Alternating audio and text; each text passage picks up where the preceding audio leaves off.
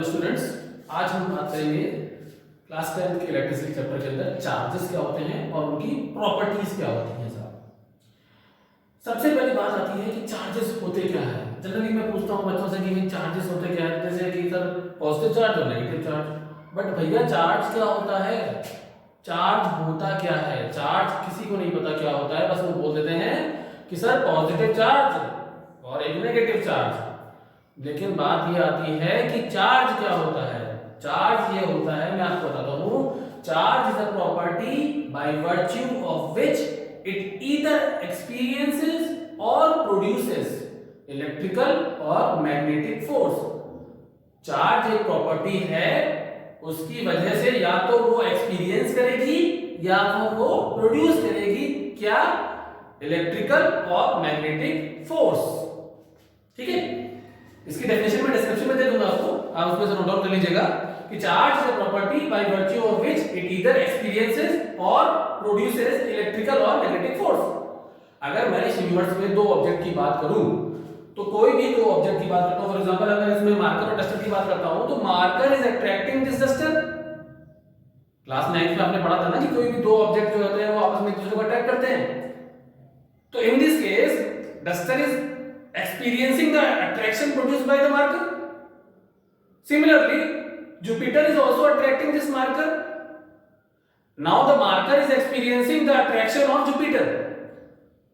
तो कोई भी ऑब्जेक्ट या तो एक्सपीरियंस करेगा या तो प्रोड्यूस करेगा क्या, इलेक्ट्रिकल या फिर मैग्नेटिक फोर्स, और उसी को हम बोलते हैं charge. Charge is denoted by small letter q। Charge को हम डिनोट करते हैं q से, और जो उसकी यूनिट होती है वो होती है coulomb, right, denoted by capital C। हम इसको क्या बोलते हैं, कूलम, और इसको हम कैपिटल C से डिनोट करते हैं।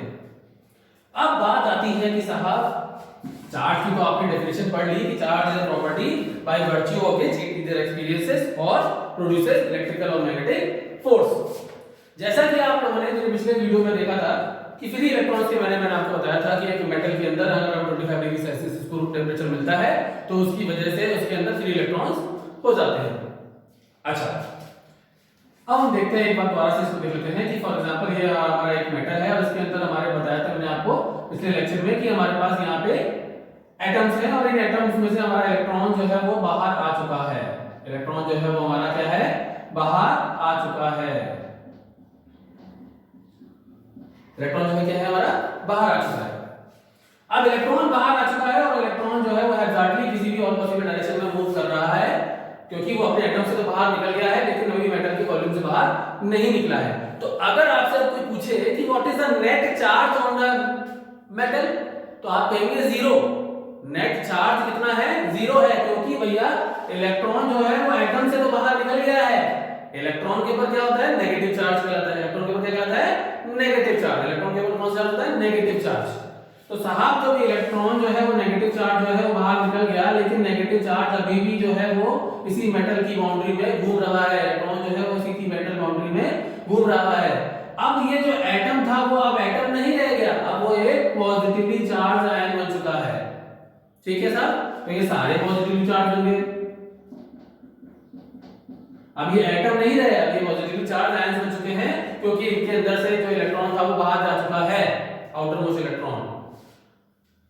ठीक है, तो आप देखिए अभी भी इसमें जो नेट चार्ज है वो जीरो है, इस मेटल का नेट चार्ज जीरो है। अब अगर कोई आपसे कहे कि भैया मुझे अगर इस मेटल को पॉजिटिवली चार्ज बनाना है तो क्या करना पड़ेगा, एक इलेक्ट्रॉन को इस मेटल की बाउंड्री से बाहर जंप कराना पड़ेगा, तभी तो पॉजिटिवली चार्ज होगा। अब बात कर लेते हैं ये पॉजिटिवली चार्ज बॉडी और नेगेटिवली चार्ज बॉडी का मतलब क्या है। पॉजिटिवली चार्ज बॉडी का मतलब होता है साहब कि when an object is devoid of electrons, when an object or any body is devoid of electrons। यहां पे मैं जो बॉडी की बात कर रहा हूं बार बार आपसे, वो बॉडी जो है वो एक्सटेंडेड बॉडी है। दो टाइप की बॉडीज होती है, एक होती है एक्सटेंडेड बॉडी और एक होती है पॉइंट ऑब्जेक्ट्स। एक्सटेंडेड बॉडी चाहे मार्कर ले लीजिए, चाहे पेन ले लीजिए, चाहे डस्टर ले लीजिए, चाहे बोर्ड ले लीजिए, चाहे कोई भी चीज। बट अगर मैं पॉइंट ऑब्जेक्ट की बात करूं तो केवल दो ही पॉइंट ऑब्जेक्ट है, इलेक्ट्रॉन और प्रोटॉन। तो अगर मैं नेगेटिवली चार्ज बॉडी की बात करता हूं तो नेगेटिवली चार्ज बॉडी का मतलब क्या हो गया, which is having excess of electrons is called negatively charged body, and positively charged body की बात करूं तो which is having devoid of electrons, जिसके पास इलेक्ट्रॉन्स की कमी है वो पॉजिटिवली चार्ज बॉडी कहलाती है, और जिसके पास इलेक्ट्रॉन्स की भैया भरमार है उसको क्या बोलते हैं, नेगेटिवली चार्ज बॉडी। ठीक है ना। तो क्या हो रहा है कि अगर मैं इस मेटल के अंदर से एक इलेक्ट्रॉन बाहर निकाल लूं तो जो नेट चार्ज था वो पॉजिटिव का हो जाएगा ज्यादा बजाय इलेक्ट्रॉन, क्योंकि जब भी कोई एटम, जब भी कोई बॉडी न्यूट्रल होती है तो उसमें जो नंबर ऑफ पॉजिटिव चार्ज होते हैं वो जो है नंबर ऑफ नेगेटिव चार्ज के बराबर होते हैं। अब अगर मैंने एक इलेक्ट्रॉन बाहर निकाल लिया तो मतलब नेगेटिव चार्ज बाहर निकाल लिया तो उसकी वजह से जो ये बॉडी है वो पॉजिटिवली चार्ज बन जाएगी, क्योंकि अब पॉजिटिव चार्ज ज्यादा है कंपेयर टू नेगेटिव चार्ज। और अगर मैंने मान लो एक इलेक्ट्रॉन डाल दिया कहीं से लाके तो क्या होगा, इलेक्ट्रॉन ज्यादा हो जाएंगे as compare to protons. Protons मतलब पॉजिटिवली चार्ज, तो पॉजिटिव चार्ज जो है वो अब कम हो गया और नेगेटिव चार्ज हमारा ज्यादा हो गया, इसलिए बॉडी बन गई हमारी नेगेटिवली चार्ज बॉडी। अच्छा, इलेक्ट्रॉन जो है उसको क्या किसी ने नेगेटिव चार्ज बनाया था?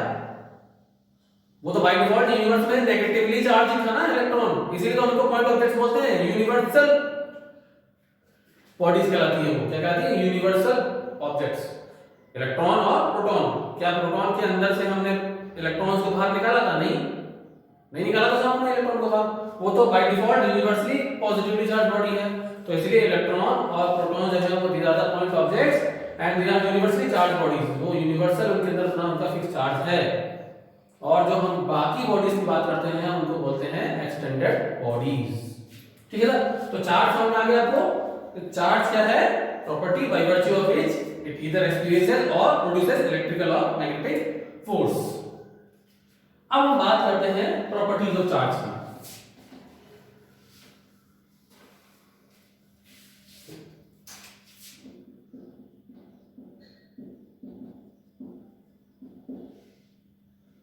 प्रॉपर्टी ऑफ चार्ज की बात करें तो पहली जो प्रॉपर्टी निकल जाती है वो होती है like charges repel and unlike charges attract. जो लाइक चार्जेस होते हैं वो रिपेल करते हैं, मतलब क्या हुआ कि जो पॉजिटिव है वो रिपेल करेगा और जो नेगेटिव है वो आपस में रिपेल करेगा, बट अगर एक पॉजिटिव और एक नेगेटिव चार्ज है तो वो आपस में अट्रैक्ट करेगा, और अगर एक नेगेटिव और एक पॉजिटिव है तो वो भी आपस में अट्रैक्ट करेगा। तो this is the first property कि like charge repel and unlike charges attract, मतलब पॉजिटिव को रिपेल करेगा, नेगेटिव को रिपेल करेगा, और पॉजिटिव नेगेटिव को अट्रैक्ट करेगा, इसी तरह नेगेटिव जो है वो पॉजिटिव को अट्रैक्ट करेगा। तो ये हमारा हो गया like charges repel and unlike charges attract. दूसरी प्रॉपर्टी की अगर मैं बात करूं तो charges are additive in nature. Charges are additive in nature. Charges क्या है साहब? एडिटिव इन नेचर है। कैसे? कि सपोज ये ऑब्जेक्ट है हमारा, कोई बॉडी है, जो एक्सटेंडेड बॉडी है हमारी कोई, इसके पास पहले से ही 5 कूलम का पॉजिटिव चार्ज था फॉर एग्जांपल। अब ये 5 कूलम का चार्ज पॉजिटिव चार्ज है, तो ये कैसा आया होगा? क्योंकि इसमें से हमने इलेक्ट्रॉन बाहर निकाल लिए होंगे, तो इसलिए ये पॉजिटिव चार्ज बॉडी होगी। 5 कूलम का साहब हमने इसको चार्ज दे रखा है। साहब मैंने क्या किया कि 2 कूलम का चार्ज इसको और दे दिया, एरो अंदर का मतलब दिया, और मेरे फ्रेंड ने 4 कूलम का जो था पॉजिटिव चार्ज वो बाहर निकाल लिया। तो अब आपसे पूछा जाए कि what is the net charge on this body, तो आप क्या करेंगे? सिंपली एडिशन, कि भैया 5 कूलम का तो चार्ज था, मिला कितना मिला, मतलब ऐड करना, कितना मिला? 2 कूलम का मिला, और गया कितना गया मतलब माइनस करना, कितना गया? 4 कूलम का गया। तो प्लस 5 कूलम प्लस 2 कूलम और माइनस प्लस मिलके -4 कूलम, तो कितना हो गया? 7 coulomb -4 coulomb that is 3 coulomb का हमारे पास अब नेट चार्ज है इस एक्सटेंडेड बॉडी पे। तो आपने देखा कि charges are additive in nature, they can be added and they can be subtracted. समझ में आ गई बात? ठीक है सर, आगे चलते हैं हम लोग अपनी तीसरी प्रॉपर्टी के ऊपर, और तीसरी प्रॉपर्टी काफी इंपॉर्टेंट है। Charges are quantised, charges are quantised. अब साहब ये बहुत इंपॉर्टेंट टॉपिक है, इसके लिए देखिए आपको बहुत ध्यान से सुनना पड़ेगा कि क्वांटाइजेशन थ्योरी इस पे पूरी बेस करती है कि चार्जेस क्या है, क्वांटाइज्ड हैं। क्वांटाइज्ड कैसे? देखिए, अगर मैं आपसे बात करूं कि भैया ये एक एक्सटेंडेड बॉडी है, इसमें कम से कम कितने इलेक्ट्रॉन हम बाहर निकाल सकते हैं, कम से कम कितने इलेक्ट्रॉन बाहर निकाल सकते हैं, अगर आप कर सकें तो आप कहेंगे कि electron sir 1 electron can be taken out from this extended body. तो minimum number of electron that can be fetched out from any extended body is what? 1 electron. कितने इलेक्ट्रॉन है? 1 इलेक्ट्रॉन। फिर 1.5 थोड़ी निकाल सकते हैं, 2.5 3 ऐसे थोड़ी। आप अगले अगर आपसे पूछो कि what is the other number of electron, कितने और निकाल सकते हैं, तो आप कहेंगे सर 2 इलेक्ट्रॉन निकाल सकते हैं, फिर हम 3 इलेक्ट्रॉन्स वहां निकाल सकते हैं, फिर 4 इलेक्ट्रॉन्स, इसी तरह सो ऑन, हम 1000 इलेक्ट्रॉन्स, इसी तरह हम लोग n इलेक्ट्रॉन्स हम लोग बाहर निकाल सकते हैं किसी भी एक्सटेंडेड बॉडी से। तो इसका मतलब क्या हुआ कि साहब मिनिमम नंबर ऑफ इलेक्ट्रॉन कितने बाहर निकाल सकते हैं हम लोग? कितने निकाल सकते हैं? 1 इलेक्ट्रॉन। तो minimum number of electrons that can be fetched out from any extended body is what? 1 electron and the integral multiple of that 1 electron. यहां पे आप देखिए इंटीग्रल मल्टीपल, मिनिमम कितना है हमारा? मिनिमम है साहब 1 इलेक्ट्रॉन, और उसके इंटीग्रल मल्टीपल में हम निकाल रहे हैं, मतलब we are multiplying the minimum with integer, that is minimum is what? 1, so 1 is 1 electron, 1 into 2 is what? 2 electrons, 1 into 3 is what? 3 electrons, 1 into 1000 that is 1000 electrons, इसी तरह 1 into n that is n electrons we can fetch out। आपको समझ में आ गया? ठीक है, तो what is the minimum number of electrons that can be fetched out from any extended body is what? 1 electrons। अब अगर इलेक्ट्रॉन बाहर आया है तो उसके साथ इलेक्ट्रॉन, मैंने आपको बताया था कि उसके अंदर क्या कहते हैं, उसके अंदर क्या होता है? नेगेटिव चार्ज होता है। क्या होता है साहब? आप इलेक्ट्रॉन को एक बुरा आदमी समझ लीजिए। क्या समझ लीजिए साहब? एक बुरा आदमी। और बुरे आदमी के अंदर क्या होता है? बुराई। क्या क्या क्या होती है? बुराई। तो बुरा आदमी कौन है? इलेक्ट्रॉन है, और उसके अंदर क्या पाया जाता है? बुराई। और बुराई को बोलते हैं चार्ज, नेगेटिव चार्ज, नेगेटिविटी। अगर मैं बुरा इंसान हूं तो मेरे अंदर क्या है? नेगेटिविटी है। तो मैं हूं एक इलेक्ट्रॉन और मेरे अंदर किस नाम की बुराई पाई जाती है साहब? नेगेटिविटी। तो मैं तो नेगेटिव चार्ज। तो इलेक्ट्रॉन के अंदर क्या पाया जाता है? Negatively charge, negative charge. तो जब एक इलेक्ट्रॉन बाहर निकला साहब, जब एक इलेक्ट्रॉन की अगर मैं बात करता हूं कि जब एक इलेक्ट्रॉन बाहर निकला था तो उसके साथ कितना बुराई बाहर निकली? दैट इज -1.6 × 10⁻⁹ कूलम की बुराई बाहर निकली थी। कितनी बाहर निकली थी बुराई? इतना। मतलब एक बुरा इंसान जब बाहर निकलता है तो उसके साथ -1.6 × 10⁻⁹ कूलम की बुराई बाहर निकलती है। कितनी बुराई बाहर निकलती है? इतनी बुराई बाहर निकलती है। फिर अगर 2 बुरे इंसान बाहर निकले तो -2 × 1.6 × 10⁻⁹ कूलम की बुराई बाहर निकलेगी। अगर 3 बुरे इंसान बाहर निकले तो -3 × 1.6 × 10⁻⁹ कूलम की बाहर। इसी तरह अगर n इलेक्ट्रॉन्स बाहर निकले तो -n × 1.6 × 10⁻⁹ कूलम की बुराई बाहर निकलेगी। समझ आ गया आपको?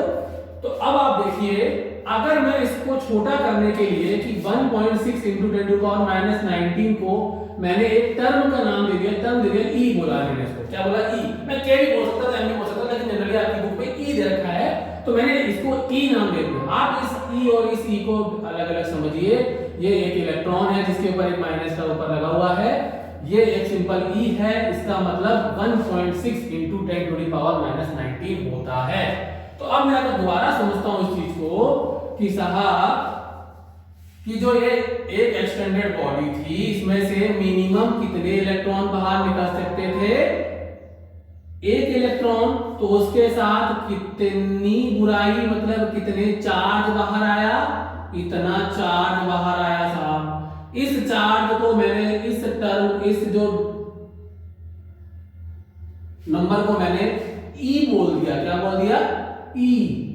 तो साहब माइनस ई चार्ज बाहर आया, मतलब -1.6 इंटू 10⁻⁻19 कूलम बाहर आया।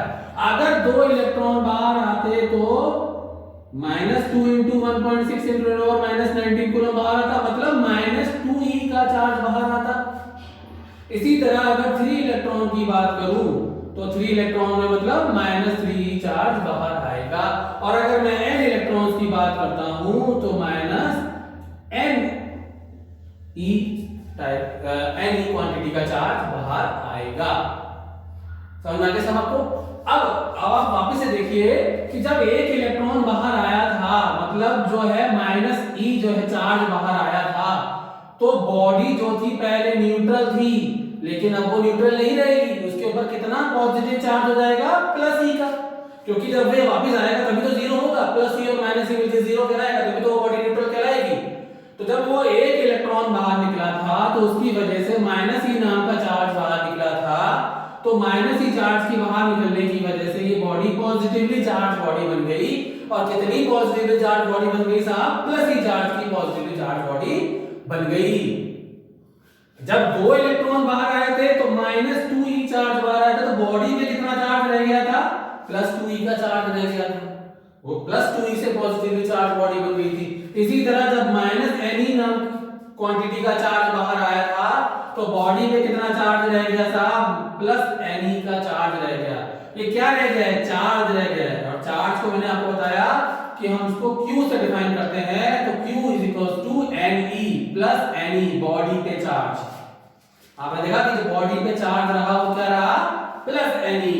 अब अगर आपसे वापस ये एक जनरल फार्मूला बन गया, एक इलेक्ट्रॉन एक चार्ज बाहर गया तो बॉडी पे कितना रह गया? n की वैल्यू 1, दैट इज +e का चार्ज रह गया। अगर 2 इलेक्ट्रॉन्स बाहर गए थे, मतलब -2e चार्ज बाहर गया था, तो हम n की वैल्यू रखेंगे 2।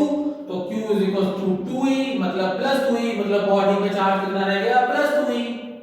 इसी तरह n गए तो बॉडी पे कितना रह गया? +ne charge. तो ये तो था सब बॉडी से गया। एक दूसरा केस भी हो सकता है, बॉडी में आया। बॉडी में आने का भी तो केस हो सकता है ना कि भैया बॉडी में आया, एक्सटेंडेड बॉडी न्यूट्रल थी, उसके अंदर एक इलेक्ट्रॉन आ गया, अभी तो हमने एक इलेक्ट्रॉन दिया था। उल्टा केस भी पढ़ते हम लोग। अब अगर मैं बात करता हूं कि भैया ये एक बॉडी थी, इसमें एक इलेक्ट्रॉन आया, एक इलेक्ट्रॉन आया, आया मतलब अंदर की तरफ करो तो आया, कहीं से भी आया मतलब आया। अब आया तो इसका मतलब ये बॉडी के अंदर एक्सेस ऑफ इलेक्ट्रॉन्स हो गए, और अब एक्सेस ऑफ इलेक्ट्रॉन्स हो गए तो इसका मतलब ये बॉडी क्या हो गई? नेगेटिवली चार्ज हो गई। क्या हो गई? नेगेटिवली चार्ज हो गई। अब एक इलेक्ट्रॉन है आया है तो कितना चार्ज लेके आया होगा? -e का चार्ज लेके आया होगा बॉडी में, क्योंकि मैंने आपको बताया था कि जो एक इलेक्ट्रॉन होता है उसके अंदर -1.6 × 10⁻19 कूलम का चार्ज होता है साहब। तो -e नाम का चार्ज बॉडी पे लेके आया। 2 इलेक्ट्रॉन आते साहब तो कितना चार्ज लाते? -2 का चार्ज लेके आते। अगर 3 इलेक्ट्रॉन आते अंदर तो -3 का चार्ज लेके आते बॉडी पे। अगर n इलेक्ट्रॉन्स अंदर आएंगे तो -ne का चार्ज बॉडी पे लेके आएंगे। तो बॉडी पे अगर मैं एक इक्वेशन बनाऊं तो मतलब -ne का एक फॉर्मूला बनेगा हमारे पास। अगर 1 होगा तो -e चार्ज आएगा, 2 होगा तो -2 चार्ज आएगा, इसलिए n होगा तो -n चार्ज आएगा। तो इसलिए हम जनरलाइज अगर फॉर्मूला बनाते हैं क्वांटाइजेशन का तो वो बनता है हमारा +-ne। क्या होता है साहब? +-ne। क्वांटाइजेशन मतलब क्या हो गया कि हमने चार्ज को मिनिमम में डिफाइन कर दिया कि the minimum number of electrons that can be fetched out on any body from any body is 1 electron और टेकन आउट। या फिर हम भाई बात करें मिनिमम की तो या तो हम उसमें से एक मिनिमम निकाल सकते हैं या फिर हम एक मिनिमम डाल सकते हैं। ठीक है सर, समझ में आ गया आपको यहाँ पे क्वांटाइजेशन? तो हमने 3 प्रॉपर्टीज पढ़ी आज हमने। तीनों प्रॉपर्टीज में वापस एक बार देख लेते हैं। पहली प्रॉपर्टी थी like charges repel and unlike charges attract. दूसरा charges are additive in nature, उनको हम नंबर्स की तरह ऐड कर सकते हैं। और तीसरा क्वांटाइजेशन।